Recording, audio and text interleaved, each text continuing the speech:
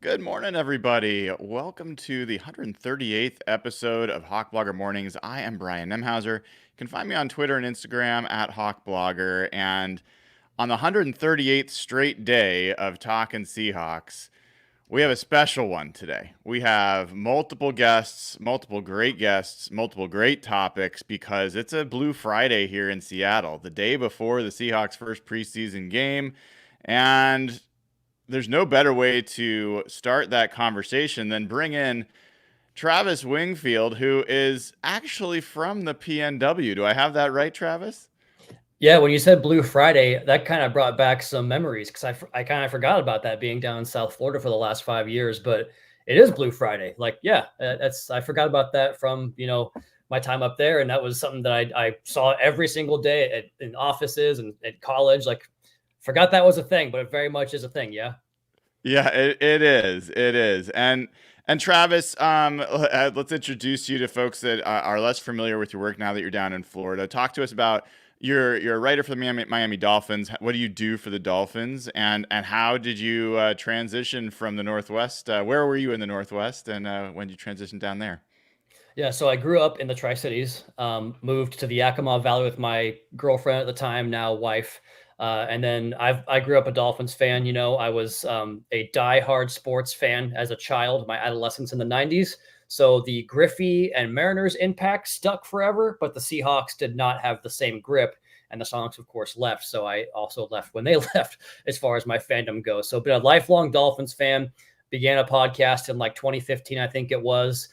Grew in popularity, got on the Dolphins radar, and eventually got the job in 2020 and moved my wife and my, at the time, 6-month-old down here. We have since had another child, so we are officially South Floridians, I believe, at this point. Well, congrats on all that. That's a pretty cool, timeline and storyline to follow. And I definitely understand writing about your team that you love and getting to do that daily is pretty cool. Um, so you do this work for the Dolphins. You've been a Dolphins fan for a while, and one of the big pieces of news, and one of the reasons I wanted to reach out to you is there's some news related to the Dolphins and the Seahawks. Connor Williams has signed with the Seahawks, 1-year deal worth up to $6 million. He will report to the Seahawks sometime this weekend and be in camp next week. Talk to us a little bit about Connor Williams. What kind of player are the Seahawks getting? Yeah, first we get the linebacker swap with Jerome Baker and Jordan Mm-hmm. Brooks, and now you guys get a chance to take a look at a center who was very, very productive in his 2 years in Miami. Was he announced as a center for the signing? I'm assuming he was. He was. Okay. So yeah, he was a guy that was a tackle in college at Texas, obviously, kicks inside to guard at Dallas when they have that loaded offensive line. And then he signed to Miami, and I don't think folks were quite privy to the fact that he was going to play in the pivot for them. But if you go back over the history of, Mike McDaniel and where he's been with obviously Kyle Shanahan, one thing that Kyle Shanahan did for years was bring Alex Mack with him, one of the best centers of the last 2 decades in the NFL, from Cleveland to Atlanta. And I think he eventually ended up in San Francisco, if I'm not mistaken, as well. So that was a pretty pivotal point of their offensive system. And so they signed Connor Williams, who has elite athletic ability, and they put that in the center position where he also is a very smart player who can get your mic points, get your protections called, and really be on the same page with the quarterback in terms of how he sees, the pre-snap snapshot of the defense. But I mentioned the athletic ability. That's the part that really stands out to me. I thought he was a top 5 or 6 center the last couple of years before the ACL injury on that fateful Monday night against the Titans that was essentially the cause of the downfall of the Dolphins season. And the offense's production, I mean, I don't think it's directly attributed to Connor Williams' absence. I think it was a factor of it, but you can correlate the Dolphins kind of falling off offensively when Connor went down at the end of the season. And I think that, number one, the mental fortitude that he displayed in that position, but also just how critical his ability to get out in space was for that offense, because the run game and pass game in Miami is so married together in how they play it, that his ability to get out in space and kill it on screens, on the wide zone runs, was something that you had to be really privy to as a defense. And then from there, they could run their play action game off of that. And you can see the thinking with the Dolphins this offseason. He tore the ACL. There was, discussions about whether or not he would be extended on a new contract. That didn't happen. Then the ACL happened. So I kind of feel like that's where the separation became a possibility. And then Miami went out and signed like the one guy in the NFL that I think is more athletic in Aaron Brewer. So they traded that position out. But Connor, like you're getting a good one, man. As long as he's healthy and ready to go, he's very good at what he does. He like I said, the football IQ aspect of the position, he's really good at the athletic ability. I think if there was one thing that you looked at last year where he would kind of got a little bit was against bigger nose tackles. He's not the biggest center in the NFL. He can kind of give way to some power at times. And so I think that the Dolphins making that move was a little bit of a move to compound that, or to try to get better in that area, I should say. But I mean, go on Dolphins Twitter. Dolphins fans are not thrilled that Connor didn't come back, because he was a very good player for the Dolphins the last couple of years. Yeah, do you think there's any question that if he hadn't been injured that the Dolphins would have brought him back? It's a great question. It's a tough one to answer because it's speaking in hypotheticals. But when he first came in and they transitioned him over, and it's so funny because I feel like every camp has this issue across the NFL, especially the first couple of weeks, where the snap issues pop up. You can tell me if that's correct for the Seahawks, but last year it was an issue, and then it carried over into the season, and we actually had some turnovers that were the cause of failed exchanges between the center and the quarterback. And then the Dolphins in the first week of camp this year, it was a big issue, but it's since been ironed out. So like there was some back and forth about whether or not Connor Williams was a good center on like Dolphins social media channels. But if you just watch the tape and what he did to expand the offense, it was pretty clear what he offered that team. So I think that it would have been a possibility. I just think that injury and the timeline, I don't know where he's at right now, but I have to imagine that played a factor into him not returning to Miami. You talked about him playing in space, screen passes. I've heard as well that a lot of the big runs, especially downfield and to the outside, for the Dolphins, Connor Williams was in the middle of a lot of that. Can you talk about, how the Dolphins used him in the run game? Yeah, I mean, I actually asked McDaniel about this in a press conference, at some point last year, about how he kind of expands your menu that you have as an offense because of what he can do getting out in space. It's just he's so quick off the football. He understands, the footwork and the timing of outside zone and how to kind of fire off the snap. And that's probably where, some of the snap issues occurred, was the fact that those guys are so dead set on reach blocking a three technique that is 315 pounds and doesn't want to give any space. It's a really tall order for those guys. And that's why I think that the Dolphins offense, with all the, kind of window dressing, if you will, in the backfield in terms of like jet motions and fake and pivot and reverses and all these different kind of unique running plays and running looks they gave from the backfield perspective, I think it was maximized by his ability to get out in space and be the first one out there. And it just kind of, the Dolphins offense is built that way. If you don't get off the snap quickly, you're not for the Dolphins. And he was kind of the man in the middle that brought that all together. And you kind of saw that change when he went down last year, because, Liam Eichenberg has played every position across the league in the NFL, but like the quickness, the first step quickness isn't really his game. And I think you saw how that transitioned when he took over at that position. So just his ability to do that really changes the landscape of what you can do from a run game menu, and then off of that, the play action game. Can you talk a little bit more about pass protection? Because while Connor Williams was, considered one of the best, if not the best, run blocking center in football last year, for the different things he could do, he seemed to be relatively thought of as above average as a pass blocker, but not necessarily elite. Yeah, you look at the pressure numbers for centers, they're usually not very high from Pro Football Focus, wherever you get your quarterback hits and pressures allowed numbers, because typically the center is helping in pass protection for the most part. They get the snap off and they key which guard, is getting a double team, or seeing which looper is coming across the face on a stunt, or whatever game the pass rush might throw at you. So his numbers are very good. I always just thought it goes back to what I talked about, and this is a sacrifice you make with elite athletic ability. Like, unless you find that's why I thought Jackson Powers Johnson was such an interesting prospect this year from Oregon, because he was that athletic and also weighed like 325 pounds, which is just so uncommon for that position. But I think that, when he would get head up over a nose tackle in short yardage, or in that situation where you have like a Jordan Davis, for instance, in Philadelphia, was a guy that gave him some issues. When he can bull rush, when he gets bull rushed by a guy that he's giving 30, 40 pounds to, he would kind of allow the pocket to, interior to collapse that way. And that's just not something that you want to ask him to do a lot of times, but every once in a while, they would get a look that would present that. And that's where I thought that I don't want to say deficiencies because I think he's a very good player, but if there was something to nitpick, it would be how he handles much bigger nose tackles in pass protection when he's one-on-one, which is like a very, deep caveat, right? Like that's a good problem to have if that's your biggest problem. What's he like in the locker room? Is he a vocal guy? Is he a leadership guy? Is he just, how would you describe him as a guy in the locker room?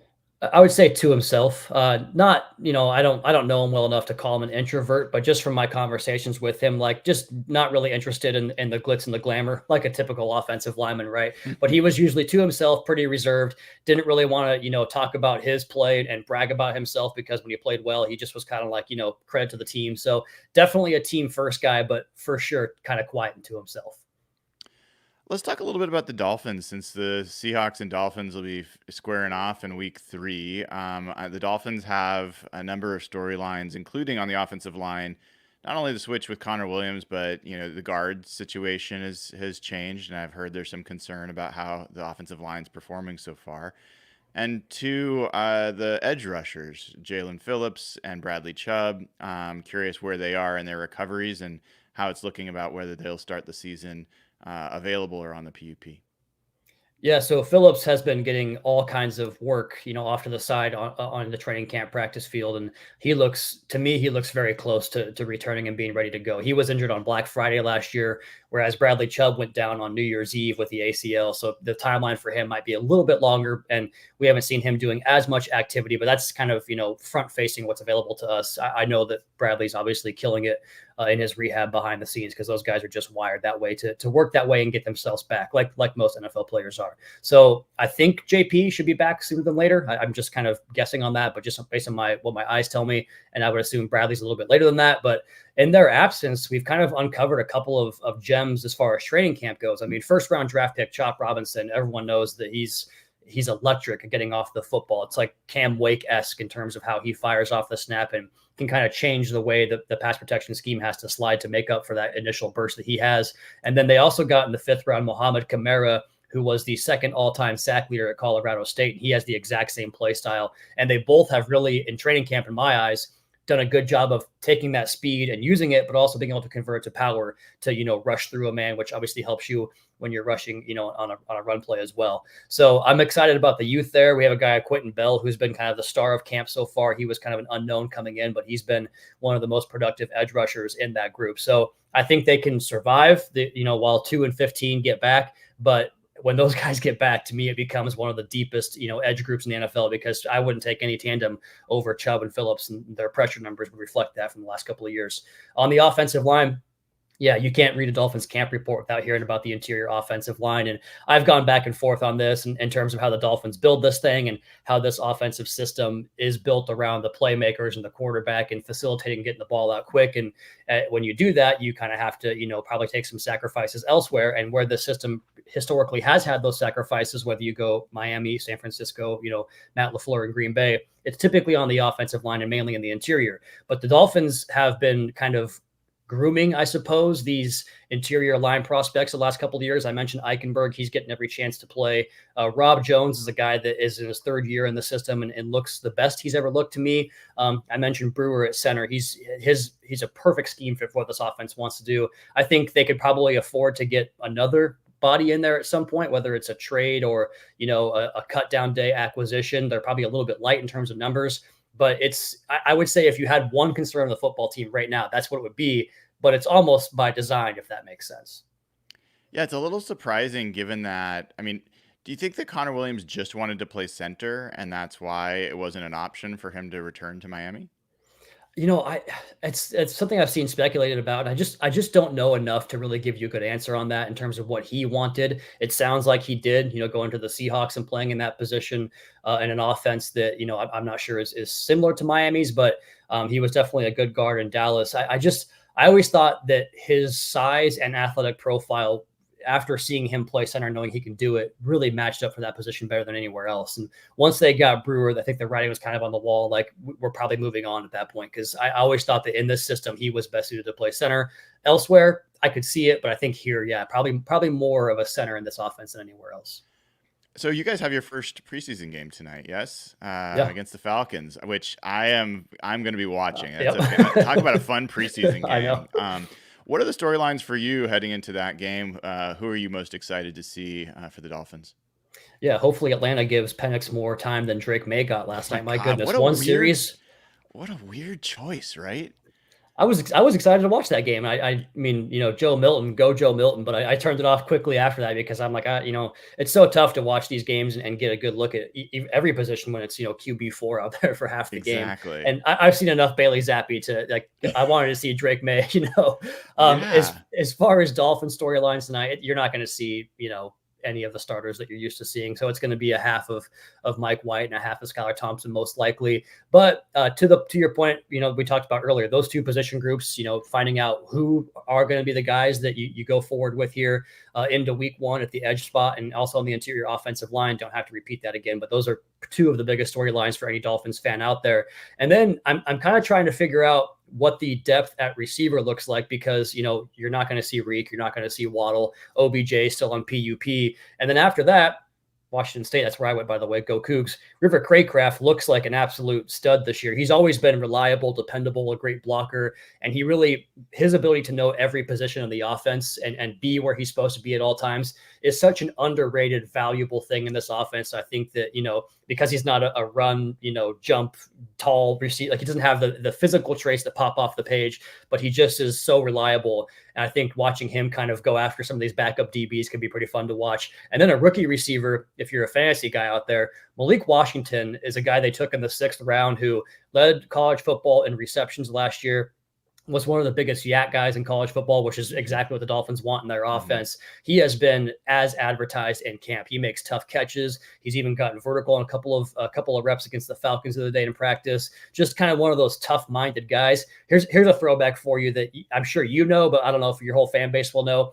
I do post-game radio with OJ McDuffie, who played for the Dolphins for 10 years. He reminds me so much of OJ. Like there is some ish to him, as we say. I don't know what your cussing parameters are on this show, but there is some real ish to Malik Washington, like there was with OJ McDuffie. Strong hands, tough-minded, and just going to work his butt off and be he's going to outwork you 7 days a week. Well, that's fun to hear. He was high on my draft board. I talked a lot about Malik Washington when we got to day 3 of the draft, and yeah, he makes a lot of sense in Miami for sure. I want to transition for a second just because the Seahawks play the AFC East this year. Talk to me about what you're seeing from division rivals. What do you think about what's going on in Buffalo? I think what we know what's going on in New England. So maybe Buffalo and the Jets. What's your perspective on where the Dolphins stack up relative to those teams? I think the Dolphins have the best roster of the division, and where Buffalo kind of makes up the ground is their quarterback. I mean, it's Dolphins fans love to bag on Josh Allen for the turnovers and the picks and stuff, and it's like, yeah, but you guys remember Dan Marino? He threw a lot of picks too, and he was pretty dang good. I think Josh Allen is to me the second best quarterback in the NFL, and until we kind of slay that dragon, it's their division. So the Dolphins have to find a way to beat them this year, and luckily, I think for the Dolphins' benefit, they get Josh Allen and the Buffalo Bills on a Thursday night in week 2 for a quick turnaround in South Florida in the miserable, humid temperatures, which I know it's a night game, but trust me, it still sucks down here that time of night in September. So I think that's a benefit they got as far as the schedule goes. And then they go to Buffalo in late October, I believe it is, which is about as tame as you can get, as far as weather goes up in Buffalo. So finding a way to beat those guys is going to be critical for the Dolphins. And to beat them, you got to beat Josh Allen. He kind of goes off every time the Dolphins play against that team. But you look at their roster in Buffalo, like I saw a bunch of speculation about how Miami couldn't navigate the salary cap this year. That's what happened in Buffalo with all the veterans they had to chop off the chopping block there in terms of cutting contracts and kind of cutting corners and trading Stephon Diggs. And look, I'm a big Khalil Shakir fan. I think he's a really good player, but is he the number 1 receiver? Because if he is, that's not going into the year on paper is not one of the top number 1 receivers in the National Football League. I do think that Dalton Kincaid and Dawson Knox, those 2 tight ends, give them a really good 12 personnel package where they can run the football with James Cook and get Josh Allen out in space running the ball and find those quick hitters to kind of mitigate some of the pressure that Josh takes, the beating that he takes behind that offensive line sometimes. And they had the same O-line combination for every game last year. If they can repeat that, luck, good for them, but it typically doesn't happen in the NFL. So I think that their roster has regressed a little bit, but as long as Josh is there, I still fear them in every way possible. And then for the Jets, I don't know what to make of the New York Jets. I mean, I probably view the Jets the way you and your fan base view the Niners. I really, really don't like that team. And that goes for Buffalo as well. But like the Jets never win anything, and they're still just so braggadocious, which is kind of, it kind of gets stuck in your craw a little bit as a Dolphins fan. But, if they stay healthy, they are pretty good on paper as well. But is Rodgers going to be a 40-year-old coming off of an Achilles who can, stay healthy for the entire season? Tyron Smith was a big acquisition for them. Mike Williams, all these guys they brought in sound great, but they also are coming off major injuries late into their career. And can their bodies hold up? If they hold up, that's great. But I don't think that's how football works. So I think you're kind of a boomer bust there for the New York Jets. You talked about the Bills giving the Dolphins some problems over the years. What is it about the Bills that I mean, the Dolphins from afar, I'm like, they're stacked offensively. They have some great rush presence. Like they've had some great corner play, well coached. What is it about the Bills that's giving them trouble? This might sound like, almost like I'm just reaching for straws a little bit. But if you watch Josh Allen on a week-to-week basis, and especially last year, that offense would go through some lulls where they just didn't do anything. And it cost them games last year. That Denver game, when they just couldn't get anything going for like 2.5 quarters, they ended up losing that game on a field goal at the end against a Denver team that they had no business losing to, especially at home. And they had games against the Bucs at home where it was close because the offense got stuck in the mud. The Patriots at the end of the year, the Chargers in Los Angeles almost lost that game with Easton Stick at quarterback. And then I feel like, I don't know why this is, but I feel like Josh turns on like psycho Josh whenever he sees the Dolphins, because he has never had one of those games against the Dolphins. He always is at his best. He's always making plays off script and off schedule, scrambling around, taking hits and throwing the ball late across the middle and getting away with it. Like, I just think that he gets absolutely jazzed up to play Miami. And to me, he's the engine that drives that entire team. And when he's going like that, they're kind of unbeatable. And he just seems to access that every single week. I know it sounds like, Fugazi, like I'm just reaching for stuff, but that's how it feels to me. Cause I think the Dolphins have been a better team, like up and down the roster for the last couple of years, but Josh freaking Allen, man. Is there a profile of a team that gives Miami more trouble than others?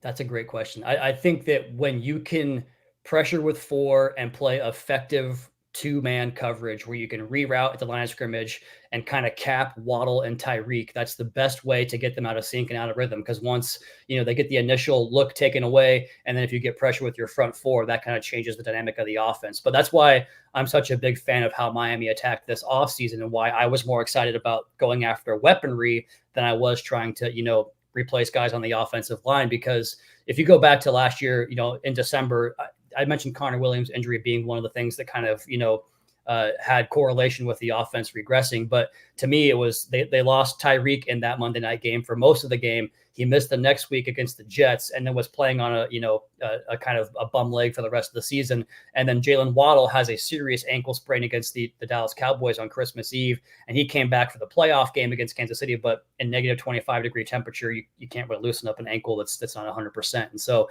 I thought the inability to have those two guys in the field down the stretch, plus the fact that they didn't practice together, which in this offense, like the timing and rhythm passing offense, you have to practice, you have to take reps even that late into the season. And they just didn't have that. And so when you would go look at how teams would defend them after looking like that, they would just, all right, we're going to double 10 and or 17. And then we're going to make Braxton Berrios or Durham Smythe or Cedric Wilson try to beat Taron Johnson in one-on-one coverage with a 3-way go, and they couldn't do it. And that's, to me, where OBJ comes in, because he can beat that coverage. That's where Jonnu Smith comes in, because he can beat that coverage. Malik Washington can beat that coverage. So I think that the Dolphins kind of identified their inability to get wins deep into the receiving core in the passing game and went after it with multiple guys at different positions. And to me, that's why I think they're better equipped to handle that 2-man, 4-man rush, because now they can throw screens, they can throw hookups and just get the ball out quickly to those guys that are very good at uncovering besides Tyreek and Waddle. All right, last couple of questions. We're with Travis Wingfield, the Drive Time podcast for the Dolphins. Mike McDaniel, First of all, hard to say those two I names a know. lot and not mix them up. They've got a little bit of interesting history. McDonald shut them out for the first half of their first game, and then McDaniel put up like 35 or 42 or whatever it was in the second half. Next time they played, the Dolphins were a little bit banged up, did not put up a lot of points in that. How do Dolphins fans see Mike McDonald? Or do they think about him one way or another?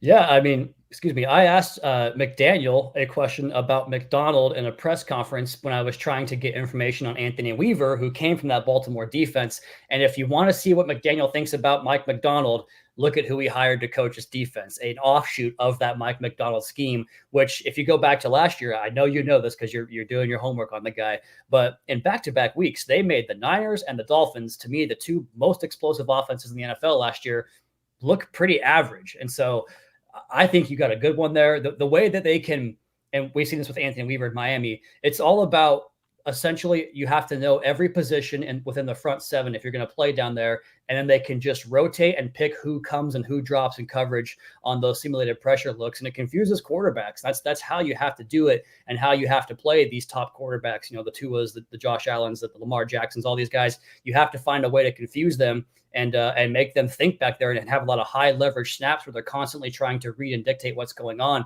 And that's what McDonald does, man. So I think the Seahawks got a good one. And I think that he's going to, kind of upgrade the Seattle defense to more modern times, opposed to that classic cover three that I know y'all got sick of there with Yes. Pete Carroll, as great as he was. I think that it might take a minute, but man, with some of the guys they have back there, especially the versatility in that defensive backfield with, Witherspoon is, oh my God, what a hell of a player he is. And Reek Woolen can do some of that stuff as well. And that's going to free up some guys up front, getting Byron Murphy, going to be your Matt Abwike up there, so to speak. So I'm a big fan of what they've done there and how they're going to make this defense click around him. Might take some time, but he'll be a good one for y'all. All right, Travis. Very, very early prediction. Your current expectation of what's going to happen when the Dolphins come up to Seattle in Week 3. All sorts of variables between now and then, so you can take it back 10 times. But you think that's an easy win for the Dolphins? Do you think that's a win for the Seahawks? Do you think it's a tough game? What are your expectations? I don't think there is an easy win in that building ever, just because of the road environment, especially for a Dolphins team that kind of has to prove that they can take this show on the road against a good team and a good defense and with, high energy crowd that's going to make them get those kind of elongated calls and all the pre-snap motions and shifts. That's tough to take on the road.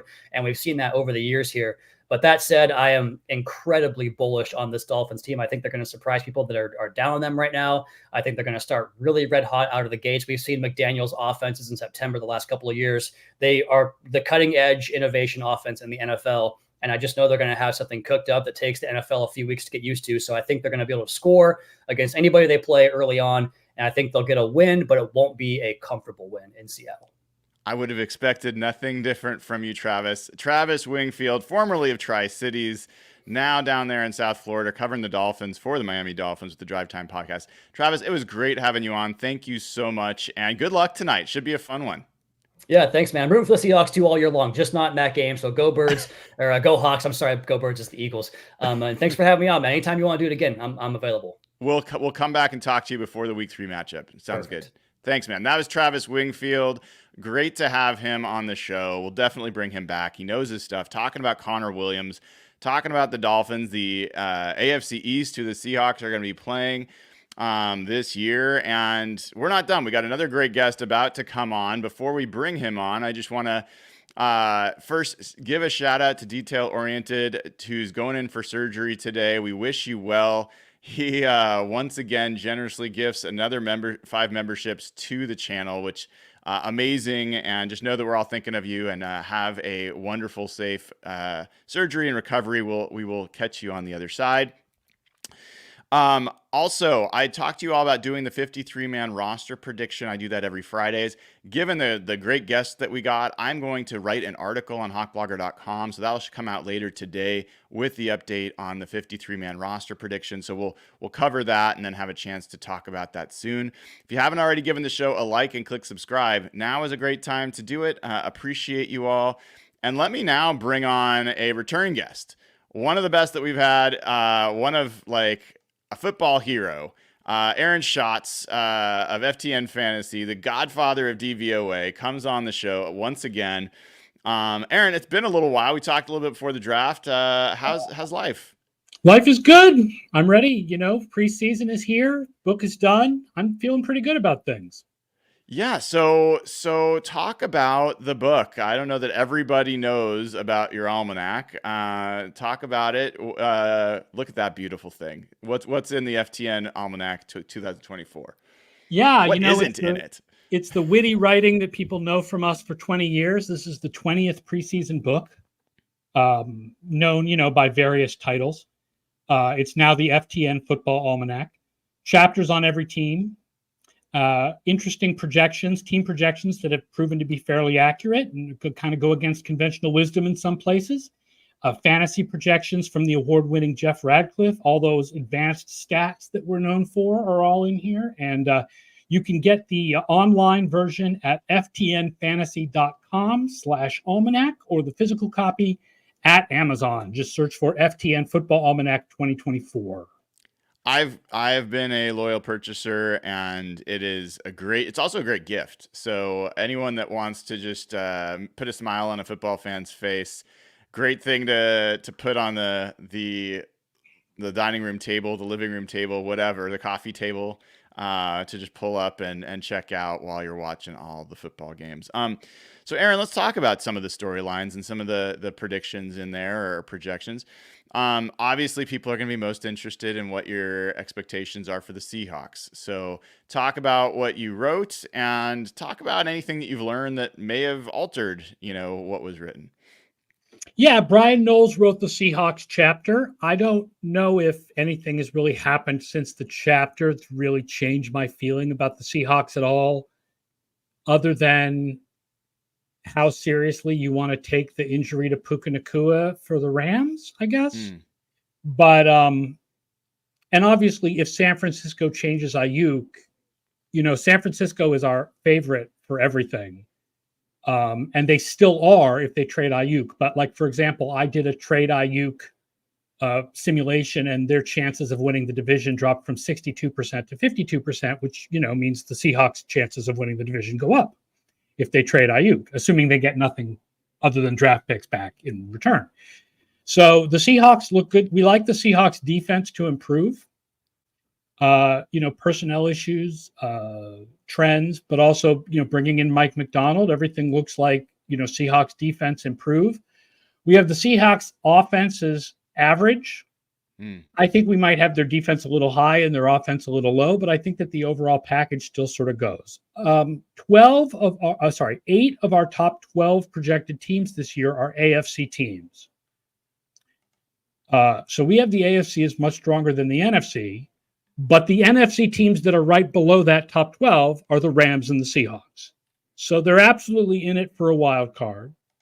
In fact, if every team matches our projections, they would win a wild card.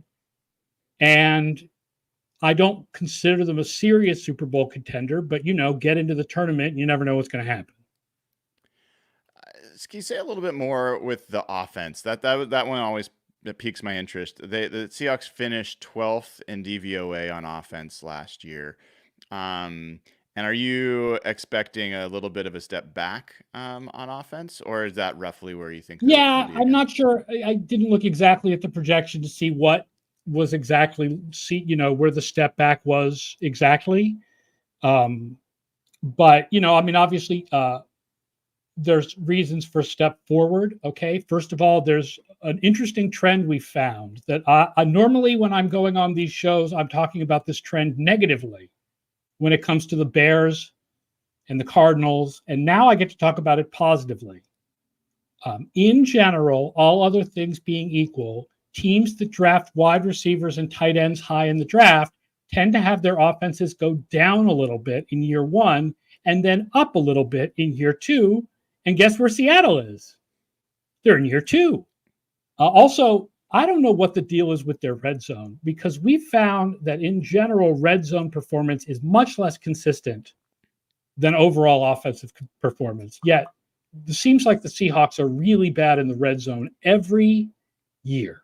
Yeah. At some point, that's got to regress and be, and regress, which would be a positive thing for them. So I have a feeling that when our offensive projection comes out with them 16th, when they were 12th last year, it feels like it's a little low. It feels like it's a little low. I'm also going to add, by the way, that the Seahawks have the easiest schedule of the 4 teams in the division. Every team in the NFC West has a hard schedule, just like every team in the AFC East has a hard schedule, partly because they play each other. Right. But the Seahawks have the easiest of those 4 schedules. How do you determine strength or ease of schedule? It's based on the average projected DVOA of your 17 opponents. I see. So there's so many different factors here. So you just talked about how Brandon Ayuk, being such a good player, has a pretty significant difference or impact on the 49ers odds, right? I doubt you have similar numbers on Connor Williams, a center, or even something like that. No. In fact, if there's anything that our offensive projection system most has a problem with, it is judging the quality of offensive lines as they change from year to year. I will fully admit that is a place where we have a hard time, in part because stats for offensive linemen that are really separated from the quarterback, especially for individual offensive linemen, only exist for the last 2 or 3 years. Like, I can't go back and build a 10-year model when there are only ESPN pass block win rates for 3 years, Well, do you have any information or any data that would imply if an offensive line, if you have the 15th best offensive line, however you got your adjusted line numbers and some of those things, versus the 30th best, how much of an influence an offensive performance I don't know exactly. No, it's a good question. Like, if you looked at just offensive line yards, like, how much of a difference does just the offensive line make? It's a good question. I do not know the answer. Yeah, I think that's one of nobody in Seattle, at least nobody that I think it has any credibility, would say the Seahawks are going to have one of the best offensive lines in football. Nobody expects that. But there is some belief that the addition of Connor Williams, if he's healthy and performing the way he was before, and the progress of Charles Cross at left tackle and some other additions, that they could go from one of the really 5 worst offensive lines to at least an average offensive line. And knowing that guys like Geno Smith were, the first or second ranked quarterback on first and second down last year by EPA and by some other measures, but third down was under pressure almost 50% of his dropbacks. Yes. It feels like the offensive line is a pretty big factor in DVOA wise, and this includes passing and rushing, so it's not just Geno Smith, but the Seahawks last year were 6th on first down, 14th on second, but 22nd on third. So yeah, that's an issue. Is that something that you see? Have you seen a pattern like that with other teams? It regresses a little bit. In the early days of me doing this, we thought that third down regressed a lot. Now we know it regresses some on defense and a little less than that on offense, but it does regress a little bit. So that is another signal saying that maybe the Seahawks offense will actually be better this year rather than worse. So I think I know what you mean, but I want to just clarify. When you say it typically regresses, you're saying that like it gets closer to the mean. Moves towards the average. Yeah. Yes. Got it. Or more when it comes to red zone and third down, it's more that it moves towards that team's average. Mm-hmm. If you are a good offense in general, over time you will be good in the red zone and good on third downs. If you're an average offense, you should be average in the red zone and average on third downs over time. And if you're a bad offense, you're probably bad in those areas over time. Have you found anything that correlates, like any indicators or predictors of an offense that is going to be better on third down or better in the red zone? No. It's one of those holy grails, right? Like, figure out which teams are going to be best in the most important situations and why they're going to be best in the most important situations. Yeah. So talk about a little bit, are there teams in the NFC? You talked about the 49ers. We talked a little bit about the Rams, but who do you think are going to be the teams that are truly contending in the NFC for like the NFC Championship? We have 4 that we expect, and that is San Francisco, Detroit, Green Bay, and Dallas. We are lower on Philadelphia than the conventional wisdom is. I'm with you on that. All right. I know that FTN Fantasy's also been expanding some of the data that's available on the site. Can you talk a little bit about the new data available there now? Yeah, we're still kind of smoothing out the quirks, but the new stats hub for the FTN Fantasy subscribers is going to have all kinds of stats, charting stats, updated during the season, including DVOA for those charting stats. So you'll be able to get like through week 9, who had the best DVOA in man coverage or zone coverage. We've never had anything like that available live during the season before. Like, it's going to be really awesome. We also have really good, if I can just shop my site for a little bit. Yeah, please. We have all kinds of really good fantasy projections for subscribers and DFS optimizers that work great. And may I add, we do other sports as well. I just do the NFL, but the site does other sports. And my God, the golf guys are really good. And I know nothing about golf, but they have an incredible track record. I didn't even know there was golf fantasy. I should have known that, but that's amazing. Yeah, DFS golf, like our stuff works. That's really cool. Tell us a little bit more. I'm like super intrigued. I'm a stat geek, and tell us more about like what are the kinds of questions that we will be able to answer, maybe, or the types of data that. Well, one thing that I've been able to get by being associated with FTN and getting charting data live during the season is I created this coverage DVOA last year. That was a DVOA that was based on every snap you're in coverage, not just when you're targeted, but every snap in coverage. So it accounts for how often you get targeted, as well as how well you prevent passes and when you make a really good play, like an interception. And I don't know how accurate it is for safeties and linebackers. We did run it in the book for safeties and linebackers, but I feel pretty good about it for cornerbacks. And I think it's a really great, all-encompassing cornerback coverage stat. Jalen Johnson was number 1 last year from the Chicago Bears. And just looking at the Seahawks, it's interesting. Rick Woolen was only 60th, but Devin Witherspoon was 31st, and Trey Brown was 27th. Interesting. So it sounds like there's going to be some more individual player DVOA numbers than there have been. Yeah, I mean, it's interesting to try to do new things like that using the charting and also look at trends like, let's say we have DVOA against man coverage and DVOA against zone coverage. How consistent is that? Are we measuring something real? One of the great questions about all these splits we can measure is, when are we measuring something real? I'll give you a good example. We know that defense against play action has no consistency whatsoever. It's clearly not a thing that actually matters. Wait. What do you mean? What does matter? Are you good defending play action or bad defending play action has no bearing on whether you will be good or bad defending play action in the future. Interesting. Right? You would think that's not true, right? How do you square that? If this defense is bad against play action, they're likely to be bad against play action in the future. It's not really true. Huh.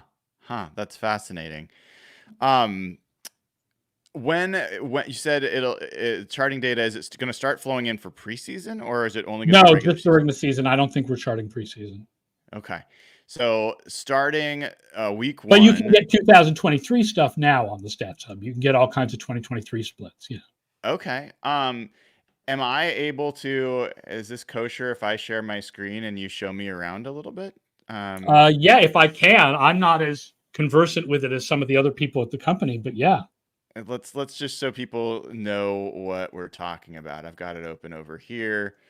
I'm going to bring it up on screen here for us to look at. So, well, this is probably better. So these are just the total DVOA tables, but if you go to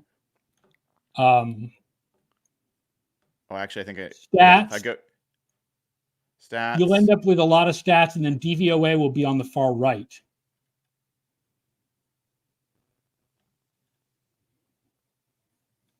So, for Okay. example, these are the passing stats. And if you scroll to the right, the scroll bar's on the bottom. But if you scroll to the right, you'll have DVOA and DYAR there. Or you should. Maybe you need to hit advanced. That's okay. Advanced. Yeah, up on top. There we go. Let me log in real quick. Hopefully this won't. Everyone can see me logging in. Oh yeah, this is the thing where if you're new to the website, you may have to change your password. Hopefully not. All right, let's do that, and then hopefully those things will be unlocked. There we go. So let's get down and scroll over. So there is DVOA and DYAR. Yeah, so now if you go to the advanced filtering,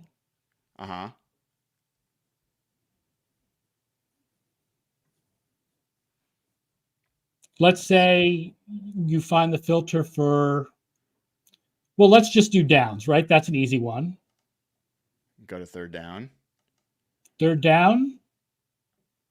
And say apply. Now you have passing DVOA and DYAR and EPA, all for just third downs. This is awesome. This is awesome. So, and I assume I can sort, right? So you can see best third down quarterbacks by DVOA last year. This is for 2023. And as no surprise, Geno Smith is pretty far down this list. Yeah, and Baker Mayfield was the opposite. Baker Mayfield was so much better on third down than first and second. Huh. Interesting. Which is likely to decline this year. Well, this is awesome. I'm certainly going to be playing around with this. Yeah, there's a lot of different filters. There's the regular filters, and then there's passing only filters. I think that'll have the coverage type stuff. There's a lot to play around with. If you go change it to first down, just so I can see Geno Smith up near the top, because that'll make me happy. Let's hopefully that's the case. I got to scroll back over to the side here. And we'll sort. Is it sorted already? Oh, there's Geno Smith at number 9. Interesting. Awesome. Well, a lot to play with there over and at by FTN the way, Fantasy. I'll mention if people subscribe so they can have access to this and the optimizers and the DFS optimizers and all the projections and stuff, you get a discount on the PDF version of the Almanac. Oh, regular subscribers really cool. Get the Almanac for half off, and VIP subscribers get the Almanac for 75% off. I should have asked you this ahead of time. Is there any code or deal or anything that folks should know about? Right now, there's a FTN 15 to get 15% off of a subscription. Awesome. Well, I'm glad I asked. FTN 15. FTN 15. Well, you know, I have been a follower of your content for many, many years, as I know a lot of my listeners and a lot of other folks are. Seahawks Twitter has a lot of analytics folks out there, and you are someone that we've all looked to. So really happy that you've got this stuff really humming over at FTN Fantasy, and excited that we're going to get more and more data and details. That's the hope, man. Yeah, Aaron, congratulations on all this. It seems like you're having a good year. time. I really enjoy my new home. Good, good. Well, Aaron, thank you so much for coming on. Hopefully we can have you back during the season, talk a little bit more football as the real games start. Yeah, absolutely. Good luck to the Seahawks this year. Thank you. All right, everybody. That was Aaron Schatz, the godfather of DVOA, coming on to talk to us about various and sundry data items related to the NFL, as well as sharing some of the new stuff going on at FTN Fantasy and the FTN Almanac that he has released. Good stuff out there, something I think I use and recommend, and looking forward to actually playing a little bit more with some of the data that's there now. I do have some feedback on their website. You know, it doesn't really respond well to touch mouse pad scrolling, so it's a little clunky, but I'll crawl through glass for good data. And they've got some good, unique data. So appreciate all that. All right. I think I am remiss on chat. I know that there's been stuff going on while I was talking to my guests. I hope you guys always understand that it's important to me just to be courteous to my guests and try to not interrupt the flow of the conversations with super chats and new announcements and things like that. But I do see it in the corner of my eye, so don't think I miss it, and I'll always try to get back to it. So I appreciate your patience. First things first, want to welcome in Nicholas Contacristos, a new member, and I believe Nicholas here says, "Hey guys, love these morning episodes. Being Greek, it fits with my time zone perfectly." Well, I think this clearly means we need to take the show on the road. I haven't been to Greece for a couple of years, and when I was there, man, did I love it. It is a gorgeous, gorgeous part of the planet. And so excited to have you here with us, Nicholas. Thank you for joining as a member. Really appreciate it. And welcome to the family. Let's see. Talked about detail going in for the wedding or going in for the surgery, and given some more memberships, which is amazing. And then what else we have? I do want to take a second. I am so appreciative and so I think it's the coolest thing what detail has done. And I think generosity in any way, shape, or form in the world is a good thing. And we all should look for chances to be generous. I also just want to make clear that you can be a folk hero on this channel without spending money. And that's not me saying, hey, stop doing it. I think that's great too and appreciate it. And it's going to help us do more for charity and more for the channel and grow, and all that stuff's great. But I know there's a lot of folks that can't do that. And I don't want you to feel less than. If you're on this show and listening to this show and you're giving it likes and you're being a good person in chat, cheering other people up, adding comments, asking good questions, that's a great way to participate and be a really good part of the community. This is not you're only worthwhile if you're paying for it. So I just want to be really clear about that. Maybe that's not even in anyone's mind, but it matters to me. And case in point, I was at training camp yesterday and I was doing my live pod after the practice finished. And I saw someone out of the corner of my eye while I was recording the post-practice report coming down from the berm, and they looked like they were waving at me. And I'm like, no, there's no way they're waving at me. And I just kept going, finished the pod, and kind of looked over there, and he looked like he was waving at me. So I walked over, and this young man, I think his name was Austin. Hopefully I got that right, Austin, if that was you. He is a loyal listener, been listening since 2017. His mom then came down. She loves the show. Watched the Real Hawk Talk episode this week with Nathan and Evan. And she was joking that Austin was more excited to meet me than to meet the players. And it's incredibly humbling. I mean, I don't think about myself as anything other than just a normal dude. So that will never change. But it's cool. It's cool to know that there's people out there that we're connecting to and that are connecting back to us. And I hope anyone that ever sees me around, I've seen a couple folks at training camp, never hesitate to stop and say hi, stop me and say hi. I'll probably look a little bit confused and I'll probably look a little stressed because I won't know if I'm supposed to know your name or not.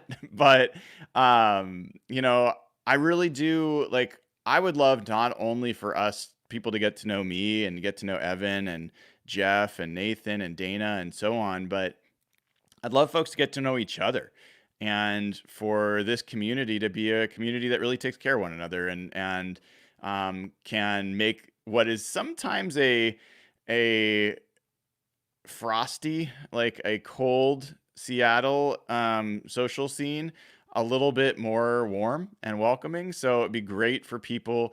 I've seen people that are coming into town and they're on this community and they want to get advice about where to stay and where to go for food, and people just helping people out. So I'll get off my soapbox, but that's the kind of group that I want to see. And I see a lot of folks starting to become that part of this community, and that's what I want. So I will say it's going to get harder when the season starts. When the games actually matter, the Seahawks are most likely not going to go 17-0.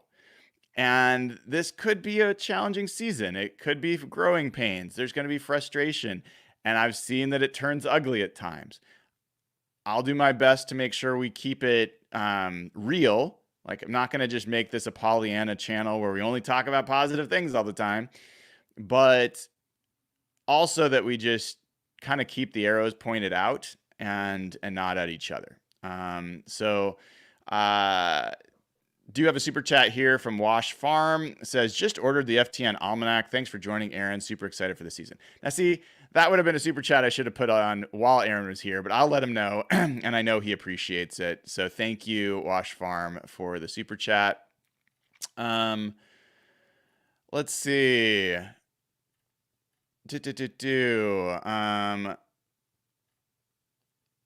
Let's see. Brian, this is from Detail. Can you go on the road for game 2? I know it's a lot to ask, but maybe we all can donate.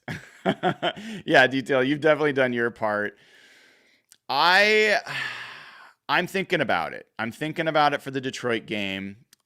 It would be the end of September. Flights are definitely a little pricier than I intended, so I'm having to think about that. We can think about it. I could set maybe another goal.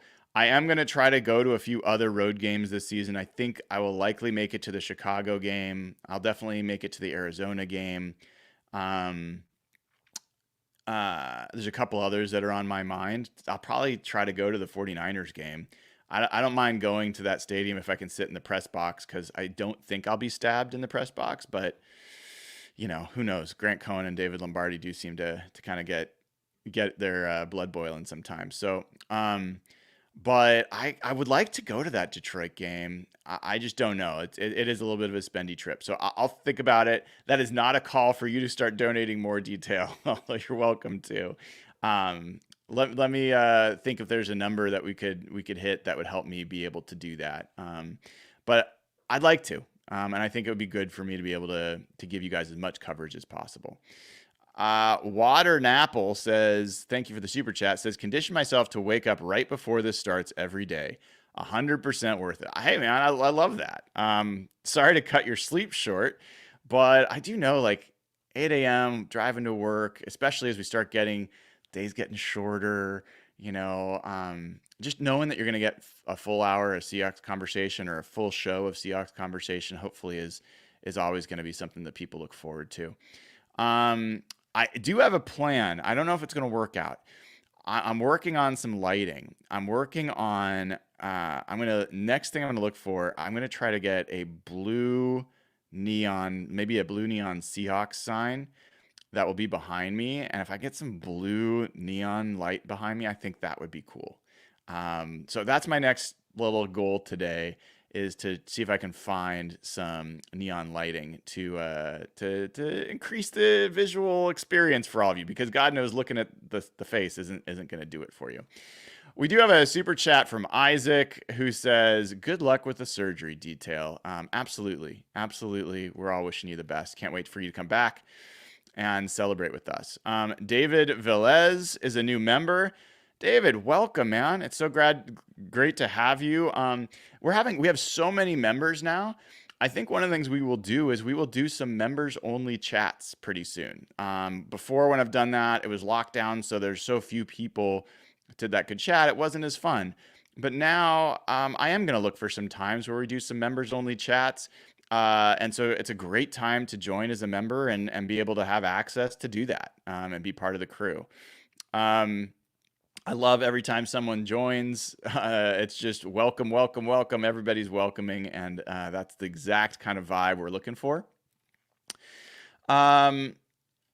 Let's see. I'm just scrolling through to see if I missed anything else. Okay, so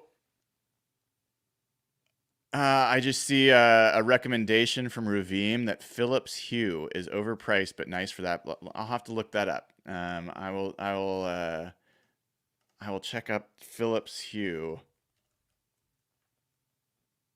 All right. So last thing here, final minute here for the show today. Just a reminder that, one, I will have up today on hawkblogger.com a new 53-man roster projection. So I'll have that up today. Keep an eye out for that. I will post it on Twitter. I will also post it to Patreon so people can find it. Two, tomorrow morning, Seahawks Saturday with Jeff Simmons, 9 a.m. I'm going to have that in the morning. It's one of my favorite moments of the week, and Jeff and I are going to try to do it as many times as we can. We'll kind of recap the week that was, and we'll talk about the Seahawks game that is coming up tomorrow night, and we'll be that night at that point. Then Saturday night or afternoon, 4 o'clock Pacific time, we're having a watch party. At least me. Jeff sometimes gets sucked in, but it will at least be me. I will be watching the game. The game will be on mute for me. I will be commentating about the game. Anybody that wants to hang out and watch the game together, you can turn out for the watch party. I will talk about all the players, all the insights I have about everything that we're seeing. I will talk about the plays that we're seeing and how that fits into what I've noticed throughout camp. I will tell you, guys to look out for even before plays start. So if you're interested, it's been fun. I've done this in past preseasons. People seem to enjoy it. I will not be showing the game on my screen, so you will need to be able to watch it yourself. But you can hear my kind of commentary, and maybe Jeff's. We'll see how it goes. And then Sunday morning, for the first time ever, the Seahawks Note Table, which is usually on Mitch Levy's Mitch Unfiltered podcast with myself, Brady Henderson of ESPN.com, and Mitch Levy, will be on this show. We will be doing Hawk Blogger Mornings, 10:30 a.m. Sunday morning. It will be a post-game show, essentially, the next day. I will also have written my morning after column, so a lot coming Sunday. And we will go over the Seahawks game. We'll have talk with Brady, talk with Mitch. It'll be a lot of fun. So definitely tune in for that. Then Sunday night on Fox 13, I will be on with Aaron Levine talking about the Seahawks game, doing a quick recap with him as well. So you'll be able to turn on your local Fox affiliate here in Seattle and see myself and Aaron Levine talking about Seahawks. So a lot of stuff coming your way the next few days. Make sure you've got it all marked down. We would love to have you here. A lot of good stuff happening, and can't wait. Got some more super chats. Let's get these in for sure. William Awesome Co says, I start my workout every day at 8 a.m. Your podcasts are timely. I love that. I gotta get my workout in. It is a leg day for me, legs and back, do some pull-ups, do some squats, do some lunges. So I got to get that down. Hopefully all the bike riding I've been doing to the VMAC lately has helped, but we'll see. All right. ATM 351 with not just one, but two super chats. First says, shout out to everyone here for being my cup of coffee. Keep up the good work, Brian, and Detail, keep trucking along. Yeah, absolutely. Thank you so much for that. And then, I think he did two super chats with the same message. I'll display it twice because you paid for it twice. Thank you again, ATM. I'm happy that we are your cup of coffee. Fun fact about me, I am maybe the only person that lives in Seattle who does not drink coffee or really caffeine of any kind and never has, and doesn't really eat seafood. So yeah, that's me. A little bit different, but I'm glad that I can be caffeine for somebody else, and this community can as well. All right, everybody. I'm going to leave it there. This has been fun. I thought a great conversation with Travis and with Aaron. More to come. Can't wait to keep this rolling with all of you. And thanks so much. I will hopefully have an announcement of something really cool soon, something I'm really excited about. Getting lunch with someone today to see if we can finalize some details, but some good stuff to come, I think. All right, everybody. Oh, wait, what an amazing super chat. Right before I leave, we've got one from Kevin Carlson. What a generous donation. In lieu of flowers for detail-oriented, here is a small donation. Man, I love it. I love it, man. This is so cool. And thank you, Detail, for being a leader in this way of your generosity. And thank you, Kevin. And thanks to everyone else who's been doing the super chats. Really, really appreciate it. Love the community. Love people giving away memberships. I think that's one of my favorite things, because it just brings more people into the community and more engagement for all of us, more fun, more family. So looking forward to that, and really appreciate it. Okay. If you haven't already given the show a like and click subscribe, please do. You want to click that bell to get notified, because if there's any news that comes, Brandon Ayuk gets traded, anything happens, I will be live. We'll talk about it. You'll want to hear about it. Until next time, though, I'm Brian Nemhauser. You can find me on Twitter and Instagram at HawkBlogger. This has been episode 138 of Hawk Blogger Mornings. Take care, y'all.